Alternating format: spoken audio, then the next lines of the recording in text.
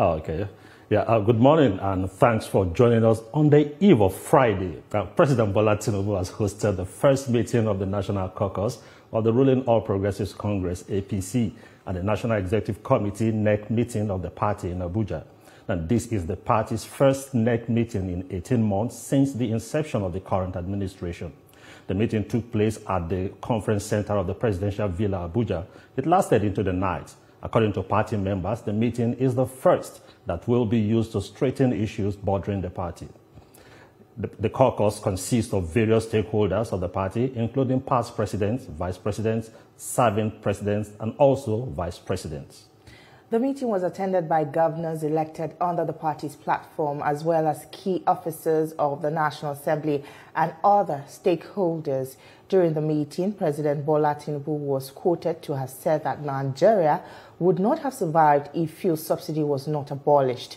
The president, who admitted that some of the policies of his government were difficult, confirmed that monthly allocations to state governments tripled since the subsidy removal. And to help us drive this conversation further is the National Secretary of the All Progressives Congress, Senator Ajibola Bashiru. It's good to have you on the breakfast show this morning. Yeah, good morning. Nice to have you here. You're welcome. Very well. Well, finally, the APC has held the National Executive Committee meeting. Why did this take so long to happen? How has this meeting positioned the APC for success as momentum builds ahead of the 2027 general elections? Yes, I would say that, yes, by our constitution, the NEC ought to, be more periodic. But as you know, the new administration under the leadership of Dr. Abdullahi Umaru Ganduje and myself as the National Secretary, we had to start work of repositioning the party when we took over in September 2023. And of course, the work was so intense. And of course, Mr. President too was also immersed in the work of trying to ensure that we see the light at the end of the tunnel, particularly with the reform programs, which are quite ambitious and unprecedented in the history of the country. So I guess because of those, that's why the NEC has not met. But it needs to be said that NEC is the highest organ of the party, aside the National Convention of the party. But it is just one of several other organs of the party which have been functioning since we assumed office. The structure of our party starts from the unit ESCO. There's the World ESCO and the World Congress. There's also the local government meeting.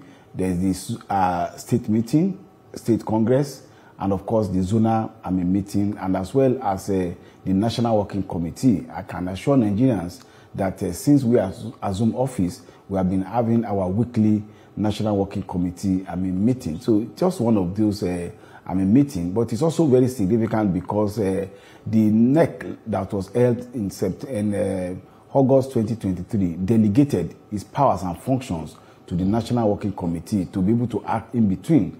And that was why it was possible for us to fill the vacancy for those positions that became vacant, like the National Welfare Officer as a result of demise of the previous holder of that office, the National Legal Advisor as a result of the readjustment of the zoning formula by which the chairmanship was taken to Northwest, and then National Legal Advisor to the North Central, and the previous holder of that office from Northwest had to resign for somebody from the North Central to take. But it's also very momentous that the APC National Caucus and NEC held at in a very, rancorous-free, convivial, and harmonious atmosphere, contrary to what is happening to our next door neighbors and other political parties who appear to be in disarray, and they appear to be a family of a serious discord. And you can see that even the meeting was able to x-ray the achievement of President Bola Tinubu in the past close to 2 years, and then pass a vote of confidence and assure the president that the party will continue to support the realization of the Renew Hope agenda. Okay, the National Caucus and the NEC meeting, it's like a midterm assessment of your party. of course, Nigerians will not expect less for you to say you are a vote of confidence and a pass mark for your party.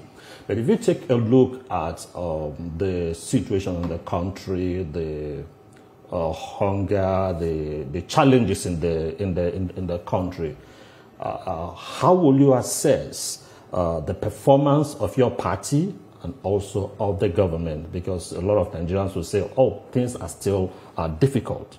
I'd like you to give your own since you have bifurcated your focus, talking about achievement of our party, the primary functions of political party is to mobilize and organize for success at elections. And if that would be the barometer, I would say that the leadership of our party and our party under Dr. Abdullahi Umaru Ganduje, we have performed exceedingly well. Of the off-cycle elections that were done in Imo, Kogi, Bayelsa, Edo, and Ondo State at governorship level, our party only lost one. That would, for instance, put our score be at more than 90%. If any student score more than 70%, you say that student is a student of distinction. But beyond that, we also have off-cycle elections at the senatorial, at the House of Assembly, and also at the House of Representatives level. In that also, we won more than 80% of the seats on offer. And you also see that our party is a party that people are coming to join in droves.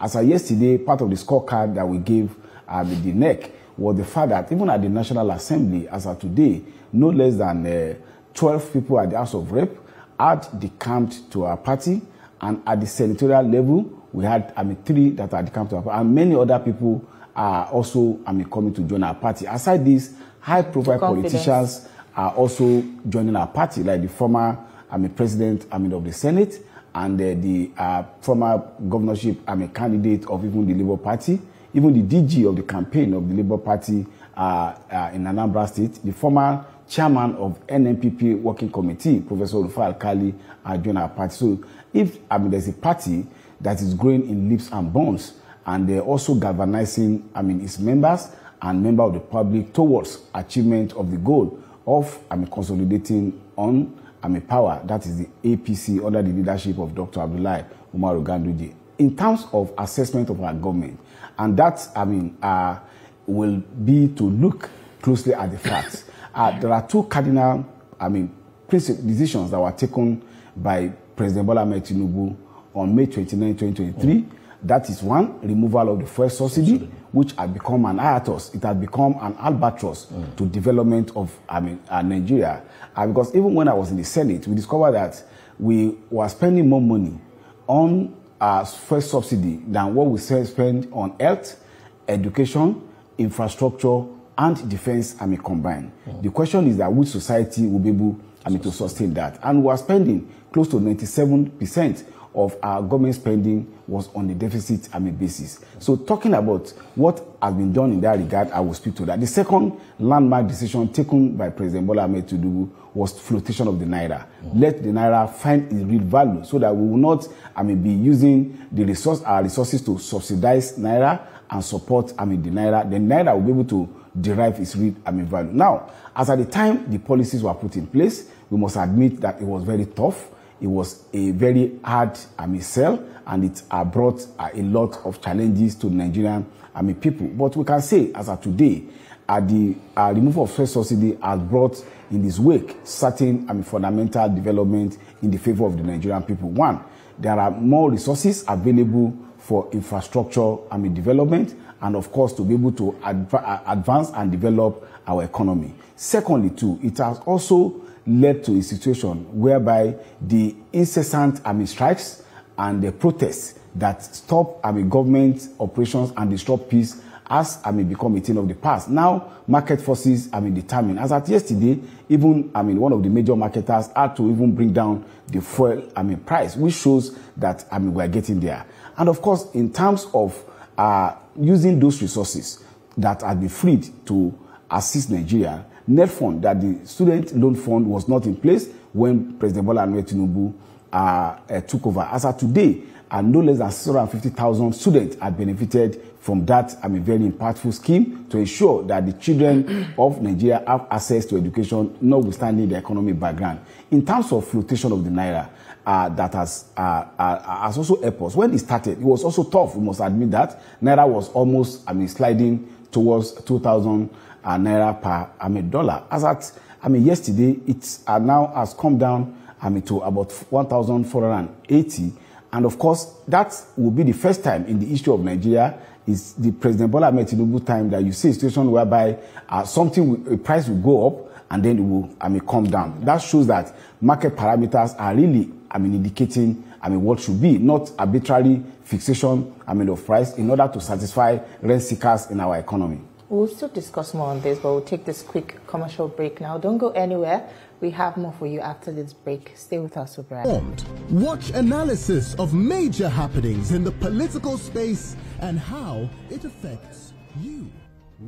We're glad to have you back. If you're just joining us, you're still watching the TVC Breakfast, and we're live from our Abuja studio. And with us in the studio is the National Secretary of the All Progressives Congress, Senator Ajibola Bashiru. Now, how is your party handling issues of exclusion that continues to resonate? And some of your members feel left out of the party's plans. We saw the former governor of Kaduna State, Nasir El-Rufai, who publicly stated that the party has abandoned him. How is the APC responding to these concerns, particularly from El-Rufai, a prominent party member? At the last check, if anything will go about, I think we have millions of members of our party. So if an individual feels that it's been left out, the question is that, is he really actually involved even in party activities? But he feels like he's one of the founding members. So there are many founding members of the party, and you can see even our pioneer chairman, Chibisa Akonde, attending both the meeting of the caucus and the meeting of the NEC. You also see prominent leaders of our party, like Chief Olusegun Osoba, and quite a number of people at the meeting yesterday. For me, I don't want to reduce issue of our party activities and plans to concerns of individuals who believe that it's their birthright to continue to be in government. His complaint is not about party. If it's about party, there are ward meetings. I also attend my ward meetings. When last did he attend his ward meetings? When last did he attend his local government meeting? When last did he attend state meeting? There are several levels of meetings of the political party. I think his concern is not about party. And even now, the NEC was called. I heard he was saying that he was going to Cairo. He could have possibly, if he's so much concerned about attending, and shelved his personal endeavor in Cairo to attend party. But he says the party failed to extend a proper invitation to him. He's not a member of some of those. How does invitation get to people? We made advertisements in the newspapers for everybody. It was almost all over the social media. The hundreds of people that attended the meeting, how were the invitation sent to them? You see, we must separate people who are bitter on the part of the fact that they feel that it's their birthright to continue to be in the corridors of power. As I said severally, it's not the birthright of anybody. The fact that you participate in a political party does not mean that you must be the one that anchor government program. For instance, I was in the Senate. I lost my re-election. I went back to my law practice and law teaching before I was eventually elected as National Secretary again. And several other people have been in government. Baba Bisa Akode was a governor, a one-term governor, and since he has left the political party chairmanship, which he left voluntarily because of the zoning arrangement of the party. Of late, he was appointed the chairman of Governing Council of University of Ibadan. That always, for years, he was not holding any political position, yet very active in government. People must learn that being involved in political party is not to feather your nest. It's not for the purpose of personal aggrandizement. And for somebody whose son is sitting in the green chamber to say that he has been, left, around, in the political party. For me, when I heard many of those things that were said, by Nasir El-Rufai, I was, taken aback, even casting aspersion on the work that is being done by the National Security Advisor and laying it on the basis of he has 2021 ambition. Who knows who is going to be alive next week? Distinguished. It should bother your party that somebody of that caliber, a very prominent member of your party, is raising concerns, and it's not just about him, because even the president, I think during the NEC meeting, also talked about the need for the party to set up committees for reconciliation, and that suggests the fact that there are people that there are no problem. Maybe the president's statement should not be taken for those who are bitter for personal, aggrandizement. And I say, in any political party, there are always processes. There are always genuine grievances which must be separated for grievances bordering on personal, aggrandizement and personal, desire for the perquisite, of office. If any state in Nigeria is very strong for our political party today, is Kaduna State under the leadership of our governor, Senator Obasanjo. You can see that even in parts of Kaduna that our party have not been doing well, you see mass defection into our political party of senior political functionary. As much as he says he's defected, you also know that Senator Sonny has also joined our political party.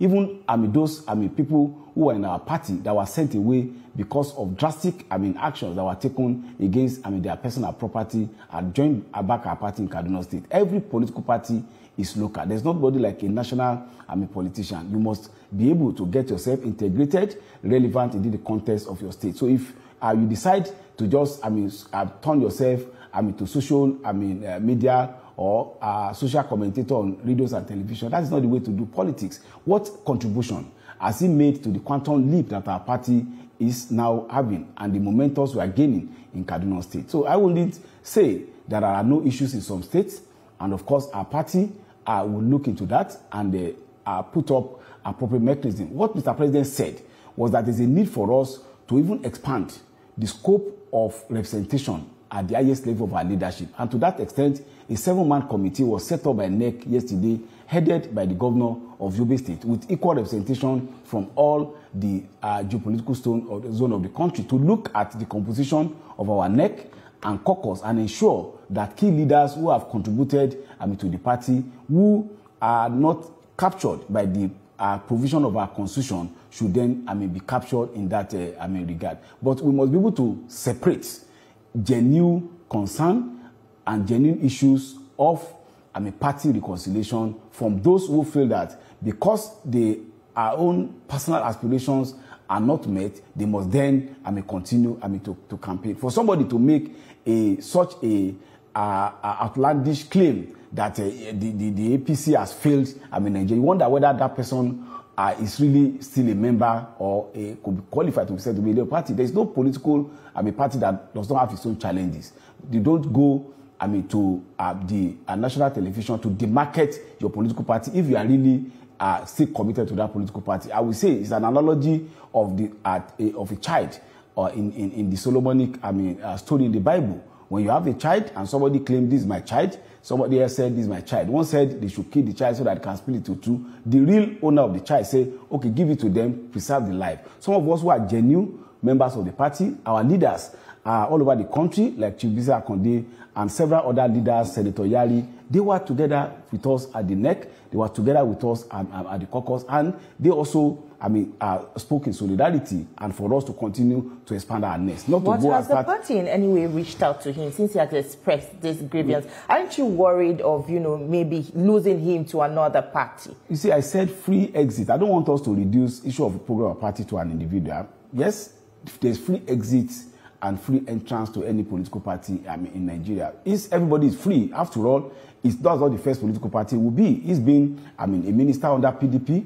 He has been in the CPC before we formed the APC. And of course, there are migrant politicians in the country. Like, for instance, somebody had contested under the platform of ACN, contested under the platform of PDP, had come to seek to get ticket of the APC and went back to the PDP. So there are migrant politicians. So it might well also be one of those migrant politicians who move from one political party to the other. Some of us were born into the progressive tradition. My father was in the AG and UPN. So we stay, whatever it is, whether for good or for bad, we continue to steer the course. And we see our leader, Ajibola, even in those days when it was bleak, it was almost, seeming impossible that our party may not be able to assess governance at federal level. He stayed the course. He did not collapse the structure, and he was able to continue to galvanize, mobilize and sensitize Nigerians to the need to have that alternative platform. Okay, just before we move to some other issues,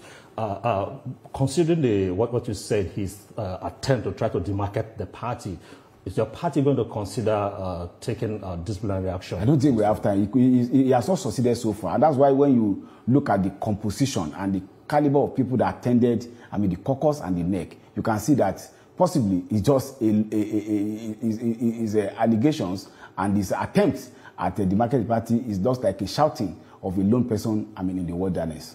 So how does the party plan to implement the reforms discussed during the NEC meeting, and what timeline can we expect from these changes? I think it's the actually main business of the NEC was to consider the audited financial statement of the party for 2022 and 2023, which is in line with the prudential requirement that any political party must be transparent. And our accounts are audited by top law firm, and that report will be presented at the convention of the party. We also ratified the 2024 budget and approved the 2025 budget of our party. And of course, we also made a proposal to the leaders of the party of the need for us to have a modern state-of-the-art secretariat befitting of our party to be able to have a place that can host some other activities of our party. Like, for instance, of late, we have the Progressive Institute, which is the ideological arm of our party, which has capacity for training, capacity development for our political party. We also have the wings of our party, the youth wing, women wing, and the wings for peoples with disability. This, our present secretariat, as big as it is, cannot be able to handle this. And of course, we also set up a constitutional review committee under leadership of the governor of Yobe State to look at composition of some of our organs, and has come up with a way that we have an all-inclusive constitution that will be able to get all people who have controlled the party to be part of the necessary organ of the party. And of course, as soon as we set out again next week, we are going to set up a reconciliation and conciliation committee to look at genuine grievances, apart from people raising red herring on account of a loss of government patronage. Now, there are concerns also that your party, the All Progressives Congress, is pushing towards a one-party state. Are you worried with this concern? People say the fractions in PDP, in other political parties, that your party is sponsoring people in those parties to make them not too strong ahead of the next election. Does that bother you? How can it bother me? You know, I'm a Yoruba man. We have an adage in Yoruba land, and I will say it in Yoruba, that malu to yoki, iduna la patani. When you are running this a meat market, and you incidentally they sold to you a cow that has hunchback, I know you'll be very happy. So if all the political parties decide to go in the array, even go to extinction, how is that the business of our own party? Our party is set up to compete with other people. It's just as saying that if, for instance, Liverpool decide to start getting injury, today, as a national fan, I'll be very happy if they are hit by injury, so that possibly the 11, points that they had ahead of my of my team will be done. So in politics is an extension of a contest. And when you are doing a contest, you face your own contest, and if possible, you develop strategy to even destabilize your opponent. It's also part of it. Our party is not doing anything illegal. And in fact, what has happened is that some of these political parties are being ruined internally by inordinate personal ambition of some elements in those political party, and lack of respect of processes, and of course of those who have also been able to get the party run. How do we expect the political party to get its chairman to be removed in the sitting room of a governor, and then you lay that blame on the part of a Dr. Umaru Ganduje or Senator Ajibola Bashiru. How do you expect people who go to Wadata Plaza and start exchanging blues? Did you see any of our member doing that? When you are both at the villa and also at the party secretariat, you can see the atmosphere of conviviality, of camaraderie between and among our members. That is what a political party should be. It should be a family. But if they have decided to turn their own political party into a punching bag, it's not our own. Maybe civil society organizations who are concerned about inclusive governance will be concerned that those political parties are dying. And of course, they are free to offer consultancy services to them to support them. But for us, our own focus is to ensure that in all elections that we participate in as a political party, we should deliver for our own political party. Well, some people have accused the APC of trying to stifle the opposition. For example, consider the controversy surrounding the local government election in Osun State and the dispute over who are the legitimate local government chairmen. Is this an instance of the APC attempting to utilize federal power to intimidate the PDP administration in Osun State? On the contrary, I think it is the governor and the government of the PDP in Osun State that actually they were and are on a confrontational course, not only with the rule of law, but with the democratic aspirations of the people of the state. And I'll give you very clearly, our local government chairman was sworn in sometimes in 2022. The state governor acting ostensibly based on the Federal High Court decision. The Federal High Court does not even have jurisdiction on local government matter. You can see that the NBA chairman, Afam Osigwe, said the same thing. Sent our local government chairmen and councillors away, even when they have a pending appeal. The appeal, succeeded on February 10, and then to you that you send people away are now sending thugs and criminals to pursue elected and restated local government chairman out of the council. Sadly, the restated chairman from Iliwole local government, Remi Abbas, was killed by PT Talk in a mindless violence. Also, in several other locations, no less than 6 of our members were also killed. Some of them were severely maimed. And the purpose of governance is security and welfare. So when we have a government that appear to be targeting resources of local government for personal aggrandizement, that is the cause. So the federal government cannot be looking when mindless violence are being meted on people for exercising their democratic but the responsibility for local government election lies with the states. The State House of Assembly makes the law that guides the operations of the local government. Now, because why people are saying that it seems as if that the APC is trying to force itself on the PDP in Osun State is the fact that they said there was a high court, I think a state high court, that ruled that the election should go on that Saturday. You see, let me tell you, you have a court of appeal decision restating people as bona fide chairmen and councillors. That means that there is no vacancy. Then the High Court decision itself, with respect, I don't like making adverse comments against judges.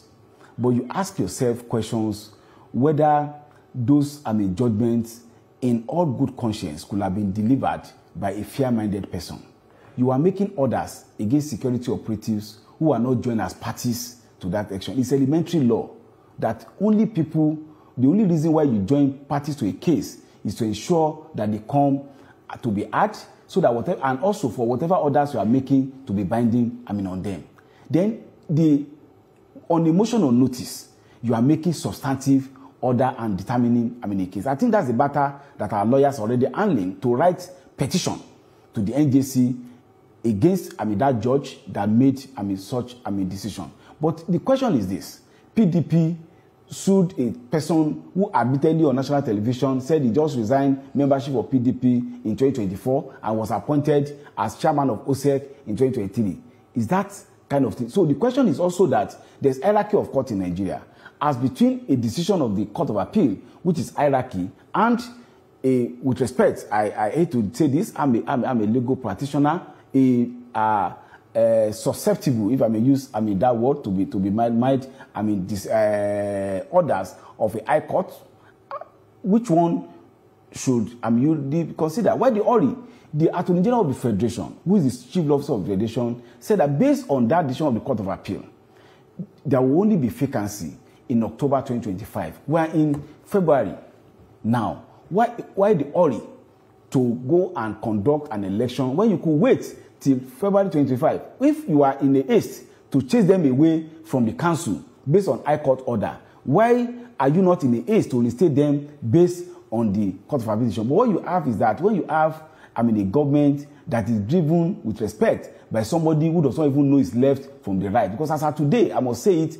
I always and keep on saying it, I don't even know who is the governor of Osun State, whether it is the person that was, purportedly elected, or whether it is the sister, or whether it is the brother, or whether it is the chief of staff, or some other people. You have the delegate is the governor of Osun State. I say purportedly, it may be, but it appears that, even from what you see, somebody ask your journalist, somebody addressing a press conference that said that they cannot even ask him a question. You have been asking me questions, I've been answering.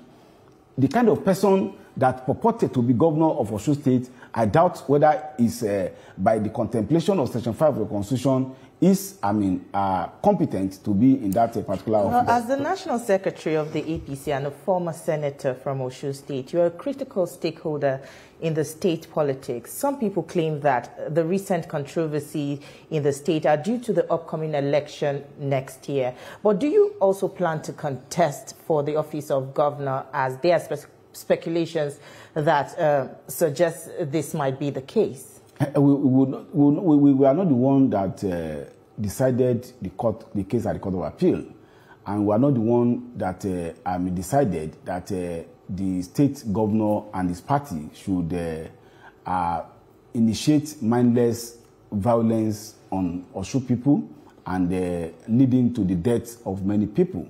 As to the context next year, the notice of election is not out yet. And at the risk of sounding immodest, I will say that based on my experience and antecedent, I'm competent to contest to be the governor of the state. But I also know that our party is a party of leadership, and the leadership of the party at appropriate time will sit down and decide who is going to be the flag bearer of our party. If they so decide that I should be the flag bearer, I believe that I have the necessary antecedent, necessary experience and exposure to steer the course of our state. I think a closer governorship election is the one in Anambra, and Anambra is the stronghold of APGA, the movement. Now, what is your party doing ahead of the election in Anambra? I think some 3 weeks ago, the entire party leadership under Dr. Abdullahi Umaru Ganduje were in Anambra State to commission state-of-the-art secretariat. Incidentally, the state-of-the-art secretariat is adjacent to the government house. So at that occasion, we gave yellow card to Governor Soludo APGA government, and by the grace of God, November 8th, we are going to give red card to send Soludo and APGA out of the government house. The truth is that as of today, our political party is the leading political party in Anambra State, notwithstanding that we're in opposition.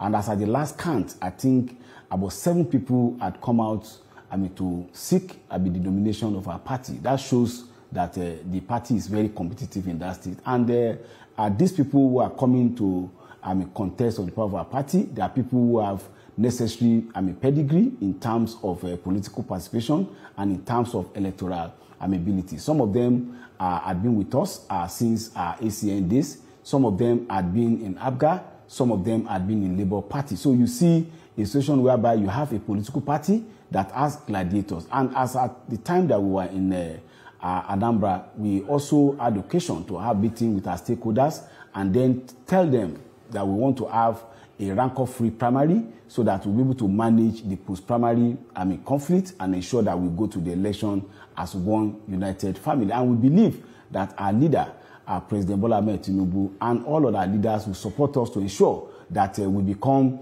the dominant party in the Southeast. As it were today, there are 5 states in the Southeast, which is governed by 4 political parties. And we believe in what our national chairman called political demarginalization of the Southeast, to ensure that the Southeast is connected to the center. of the 5 states in the southeast today, 2 is governed by a political party. That's Ebonyi and Imo State.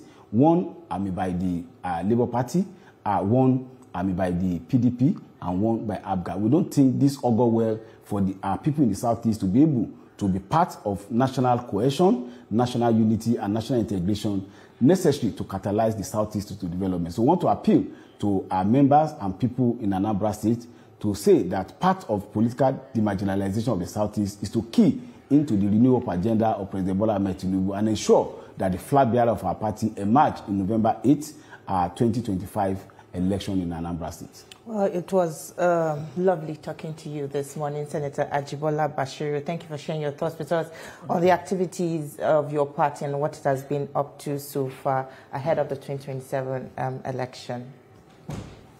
Nice being here too. Okay, sir. That is from us here in Abuja.